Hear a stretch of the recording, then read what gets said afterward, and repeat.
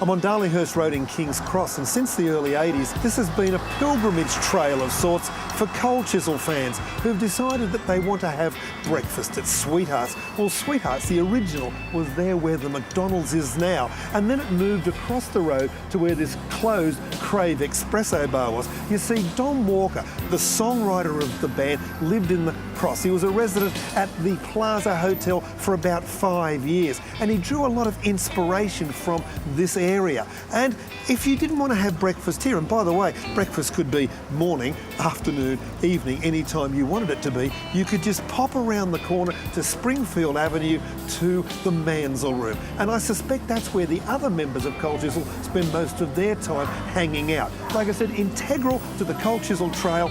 But of course, you also need to go down to the Hilton Hotel, to the Marble Bar, where the front cover for Breakfast at Sweethearts was photographed. Okay, Jimmy, it's 1979. You're these denim-clad rock warriors from Adelaide. You'd made an album. But then the second album arrives, and there's a whole different look about it. You are transplanted into another environment. Well, you know, the first album you listen to, it's a lot more sort of spacious, and it's sort of, and it's, you know, it's more about, you know, like Australia as a whole, and, you know, and about, you know, our aspirations and our, you know, thing. Musically, it's about that, you know. Whereas this second album, Breakfast at Sweethearts, we'd been holed up in Sydney, you know, we'd been touring, playing pubs constantly. We really became Sydney had become part of us, and we became part of it. We felt really comfortable, you know, we were actually more comfortable, you know, hanging around the Cross than we were probably anywhere else in Sydney. And the Cross is a pretty dangerous area, even nowadays. You know, I've spent a lot of time in wild towns, you know, and a lot of, you know, touring, and, you know, New York, and you know, I've been in, you know, lots of really Amsterdam, wild sort of red light areas and stuff like that. And I still think the Cross has an edge of danger about it that's you know, par to none, you know. I get a feeling that to most Chisel fans, Breakfast at Sweethearts holds a place in their hearts. There is an element to the album that really does seem to be very powerful. We decided that, you know, lyrically, musically, the band had sort of had grown, you know, 10 years, really. And we really sort of found what our sound was, and this was one step in the process of finding that sound. And maybe the thing about the cover, not shot at the Cross, but shot here at the Marble Bar in the Hilton, in the heart of the city, there was a certain sort of, there was a bit of a gravitas about the cover. You looked like men about a serious business. There was something that had a bit of weightiness about it. Well, I think really, you know, I just think the attitude of the band, if you look at the photo, really is, you know, like, we don't belong here, but who's going to throw us out? And I think that's one of the things we were trying to sort of say with this record. It was, you know, it was like, we're here, and you know, we're not. It's a second album, you know. Everybody knows classic second album syndrome. You know, people waiting for you to mess up, and the band had an attitude then of, you know, anything that goes wrong, we don't care. We're sticking around. We're going to ride this out. And making this record, there was a lot of really great things, but a lot of really, you know, some weird things happened too. Some wrong things happened. You know, just in the production of the record, we felt uncomfortable, but we just like we refused to allow that to beat us, and we were, you know, this album, I reckon, personally, I think is probably a tenth as good as it had the potential of being. But what shone through in the album was the spirit of the band, because, you know, against all these other obstacles, whether it be record company or producers or studios or, you know, just, you know, external pressures on the band, within it the band had a solidarity that was really important, and I think that comes out in the photo.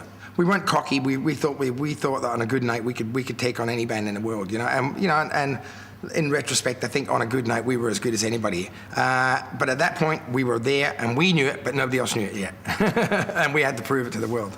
Jimmy, you used the term young and fresh earlier. Young perhaps, but when I look at this cover and I see some of these bags under the eyes, fresh doesn't necessarily come to mind. The setup for the photo was at 5 o'clock in the morning, because the cleaners had just left or something like this, and we came in at 6, and, you know, 6 o'clock in the morning is about like 4 o'clock, 4 hours, I mean, before, you know, I got home from out drinking the night before. So it was very difficult, and I think we were all up all night, you know, and, you know, there's some very sort of seedy sort of young chaps there, but you know, and I think we'd been in the studio, you know, and then sort of kicked on to all ours to, you know, if we're going to make it, you know, 6 o'clock thing, we might as well stay up. You were hanging out at the Cross, which was what Breakfast Sweetheart was about. This seemed to be a bit of the antithesis of the band at the time, with this sort of, sturdy marble and things like that. That wasn't really what people were expecting. Why this? Well, you got to remember, I've done many a rock and roll photo shoot on an underpass, or a bloody, an overpass for a bridge, or, this is, it's this sort of a bar like this is only going to get better with age, and it's literally, it gets more entrenched into the Sydney sort of culture as the years go by. It's an icon in itself, this bar. Whereas, we did tend to, rock and roll bands tended to sort of, put me up against that corrugated iron fence, We wanted to sort of, you wanted to show the grit and the street where you came from. This cover was meant to be sort of like a juxtaposition, where this band actually belonged in the Cross. So the album was about Sweethearts, which was a bar in the Cross where, basically where, packs of, derelicts and junkies and all-nighters hung out. And that's sort of where we actually fitted in better. But this is why we put ourselves in this position, is to sort of contrast it. I know that Don used to live around the corner and used to breakfast there often. Did you actually, did you go there and breakfast I went as there, well? but I think I moved it around the plate a bit. I don't think in those days I didn't eat that much breakfast, I usually drank it. Jimmy, by your own admission, you've lost a brain cell or two over the years. But Lucky I was incredibly intelligent to start with. Yeah, you had brain cells to spare. But as you sit here now in the sumptuous surrounds of the Marble Bar, do you have any of the ghosts of the Breakfast of Sweetheart album visit you? How do you feel when you look back on it after all these years? Well, particularly it was a strong point in our careers. It was a part where, and when I think about it, the feeling's still there that those four guys and myself were like brothers. There wasn't anything that we weren't sharing, wasn't anything that we weren't doing together.